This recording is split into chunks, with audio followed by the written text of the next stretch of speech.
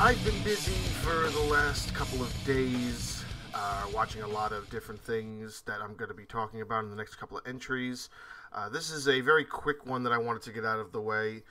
I didn't necessarily go out of my way to watch this. It was kind of like I was trying to watch one thing.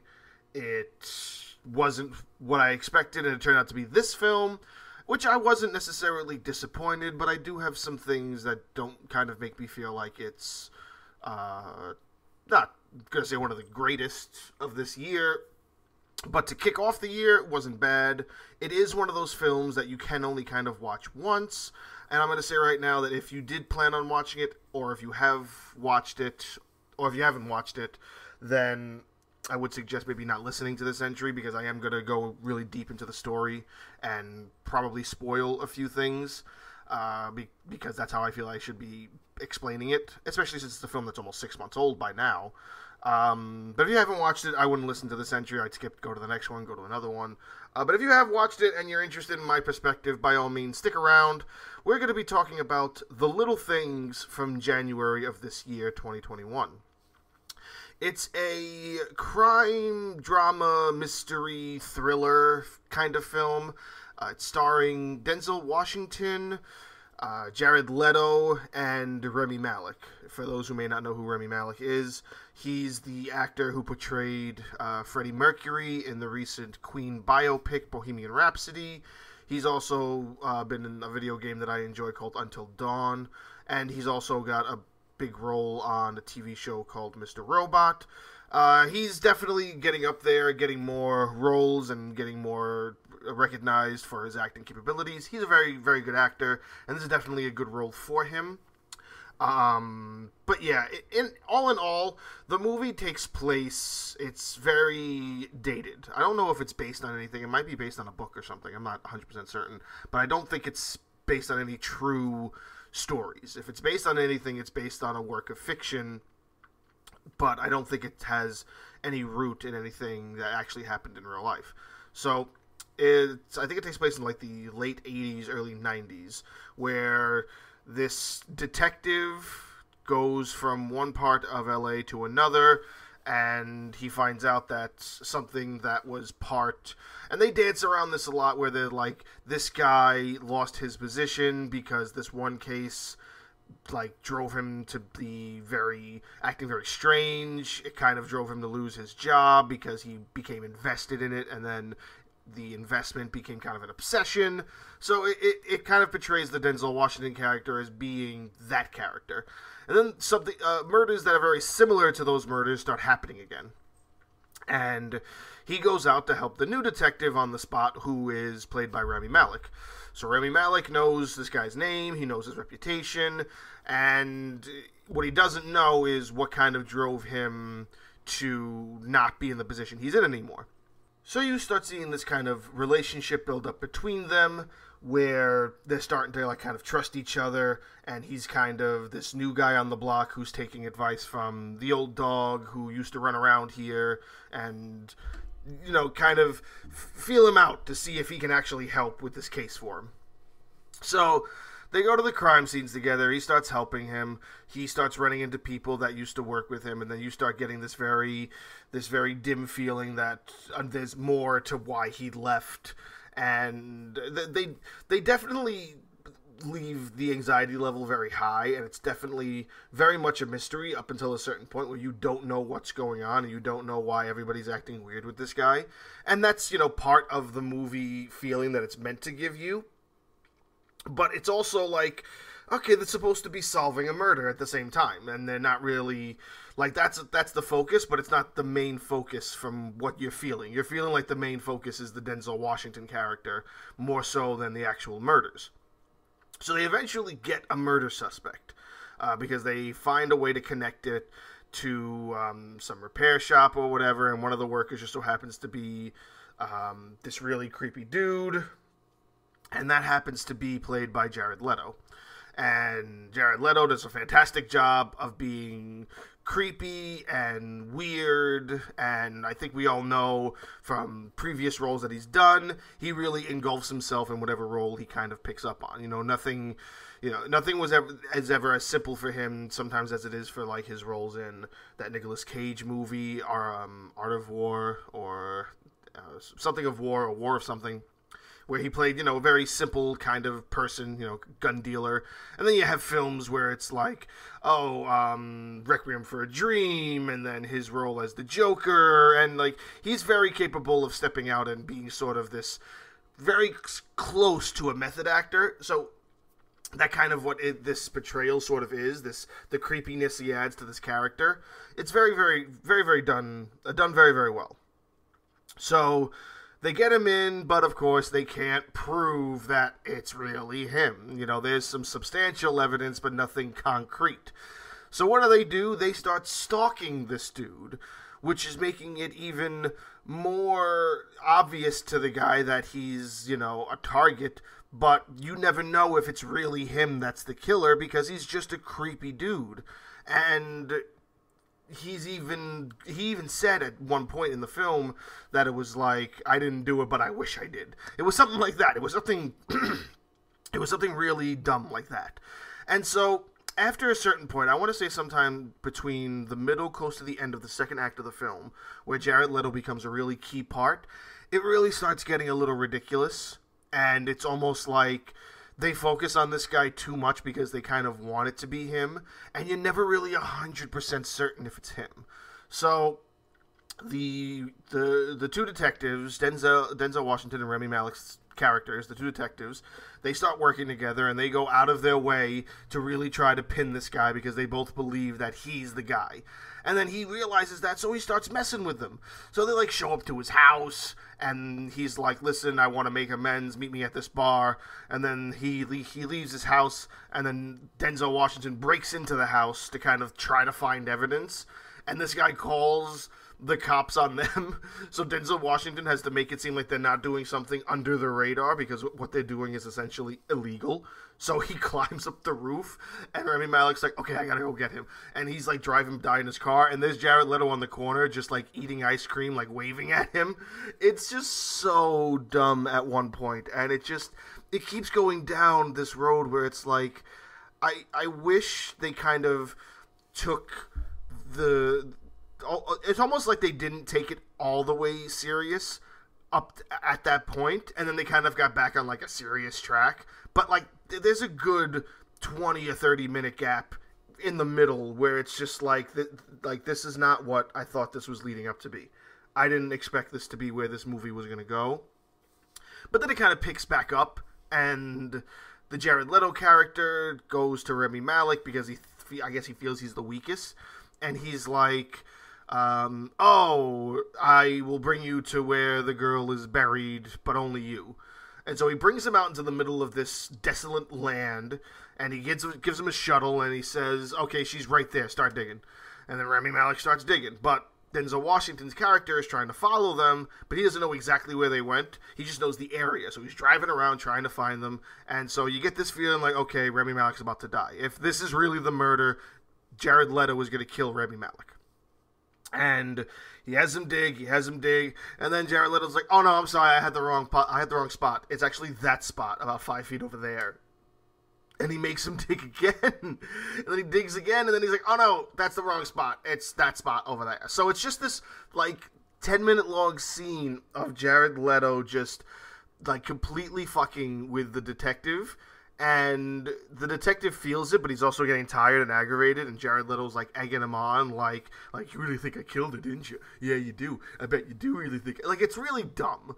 Like, I get that it's meant to kind of portray this feeling where it's like you never know what's going to happen next, and of course what happens next is very unexpected, but it's not done to the extent I feel like this movie led up for it to be. Like, if he wasn't so button pushy, I guess you could say, then maybe it would make sense. Because then eventually what happens is Rami Malek kind of loses his cool, turns around and just shoots Jared Leto in the head.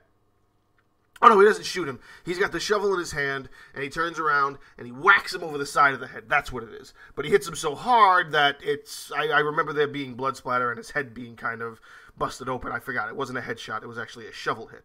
So the shovel that he's digging with, he turns around, and he's just like, shut up! And he bashes him right in the head with it, and the guy dies. Flat out. Jared Leto's character's dead now. Now, remember, they haven't proved that this guy's the killer.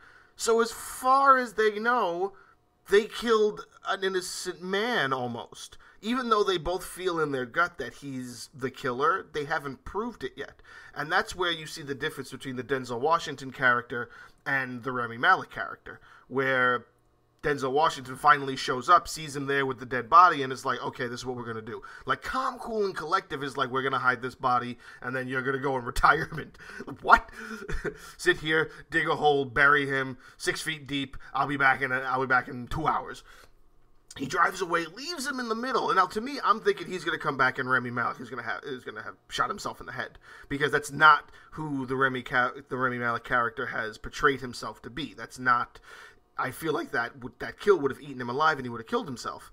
But he's in such belief that they were right that he has to prove it. And he has to prove that this guy brought him out to this remote part of this desolate land, this unoccupied land. So Denzel Washington goes into the guy's house, Jared Leto's house, and starts making it seem like he skips town. And then he takes all of his shit, goes back out to the plot of land that they're on, and the body is still sitting there in the middle of the road while Rami Malek has been digging holes for the last 6 hours. There's like a dozen holes because he's like, I have to believe that he did it, and if he did it, the body's here.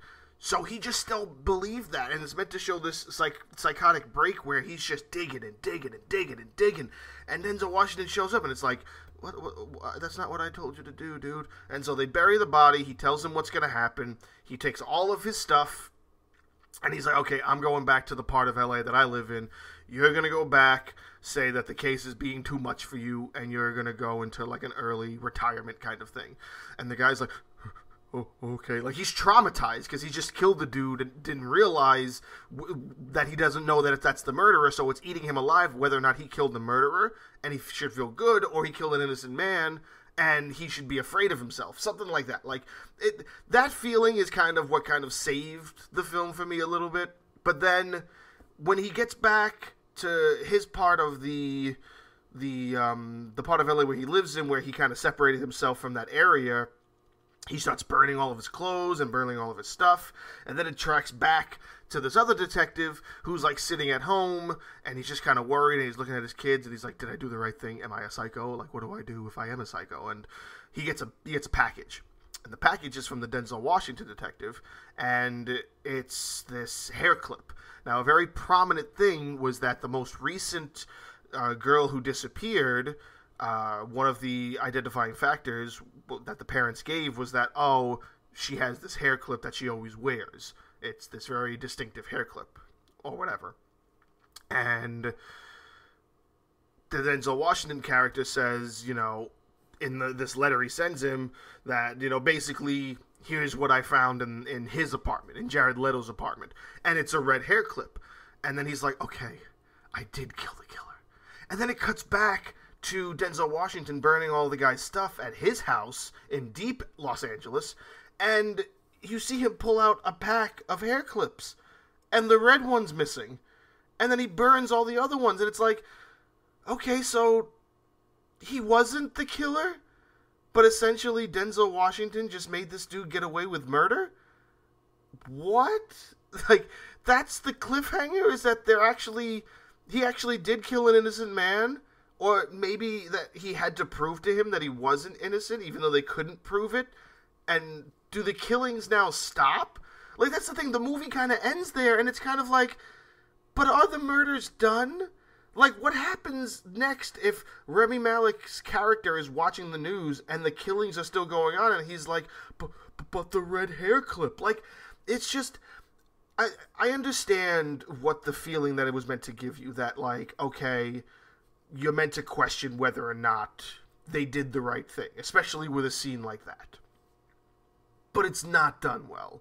I mean, it might be done well for the feeling of the film, but coming from the perspective of how that film started, to how the middle kind of portrayed it, to what that ending gave us, it is that cliffhanger feeling almost, where you're never going to know whether or not they really did kill the guy, or they really did kill the killer, and I guess that leaves the question opening that, oh, maybe we'll get a second part. I don't know. I don't think this qualifies for a second. I think this is a one-off. I think that, like, I don't think I would ever watch it again unless I'm trying to show it to somebody who's never seen it before. This is definitely one of those films that's a one-off viewing. You never have to watch it again after the first viewing, and I don't say that about too many films. A lot of it comes from these films that have these stories like this, where once you see it, you kind of can't, like, get the same feeling the second time around, because you know what you're expecting at the end of it. You know, it's kind of knowing who the killer is before you start reading a murder mystery. That's what this is. So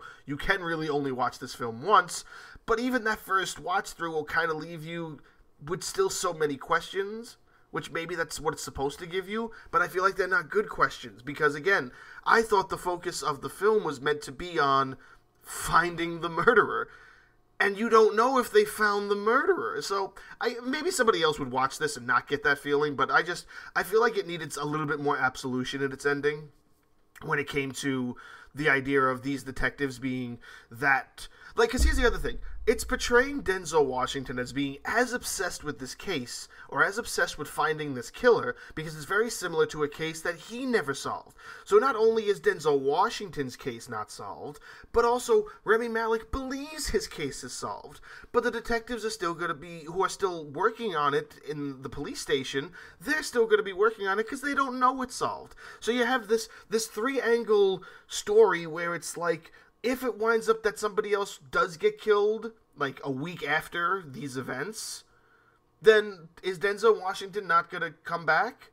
Is Rami Malek not going to feel like he was cheated and go after Denzel Washington for lying to him? Like, there's too many questions outside of what the actual story should have been about, and that's who the murderer was, and that's whether or not they solved the case.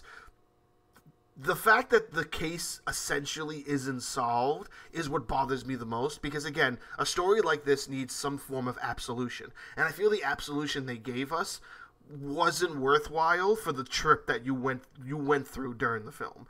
The first act is great, part of the second act is good, and part of the second act is just really bad that led into an ending that just was very, I'm not going to say lackluster, because it is still a good ending. It's just not an ending that you want for a story like this. Like, if you told me that this was going to get a sequel, then yeah, maybe that is what it is, and then maybe this two-part story would make sense in the long run. Like, it's a murder mystery, but you're not going to find out who the murderer is until the second film. But I don't think we're going to get a sequel to this. Like, I don't know what they would do with that, because the whole premise was on these characters. And are these characters... Well, Jared Leto's character's not going to get involved again, unless he comes back as, like, some premonition, which is going to totally destroy whatever credibility this story kind of has, in a way, if you have this talking premonition for Rami Malek. But it does kind of portray it in the way that might be the case, which might be bad for the story. And then again, maybe the way they ended it is perfect. Maybe it wants you to feel like shit after you watch the film. Maybe it wants you to not know the answer, and then to have you have all these questions after the fact. Maybe that was what they were going for.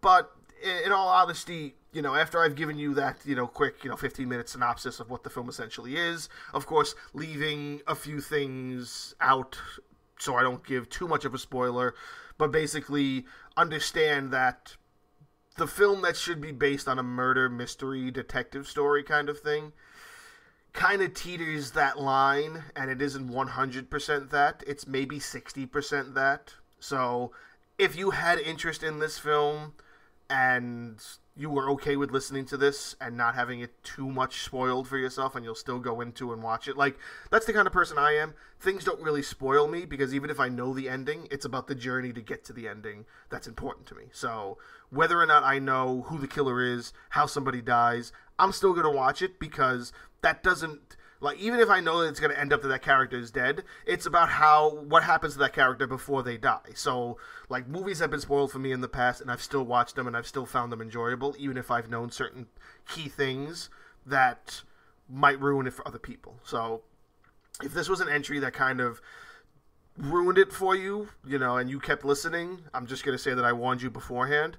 But if you're a person who did watch it and found some kind of enjoyment in my synopsis, thank you so much for listening. And if you're a person that had never seen it, you just wanted to listen to this because you like what I do on this channel, if I ruined it for you, I apologize, but understand that you could still watch it because I did leave a lot out, and there's still the journey that's there, and it's only a film that you could watch once, and that's my perspective as well. This isn't gonna be a film that's in your main collection unless you're a crime, thriller, murder mystery fan. And even that, I wouldn't necessarily put this in your collection because I don't know if it's 100% worth that much.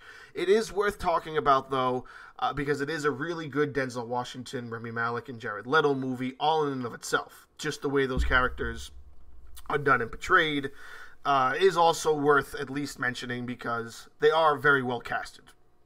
And it is a good sit-through. It isn't a bad sit-through. I just was unhappy with the ending, and I feel like there should have been a little bit more concrete resolution to what the story was meant to give us, and we didn't get that, so that kind of upsets me.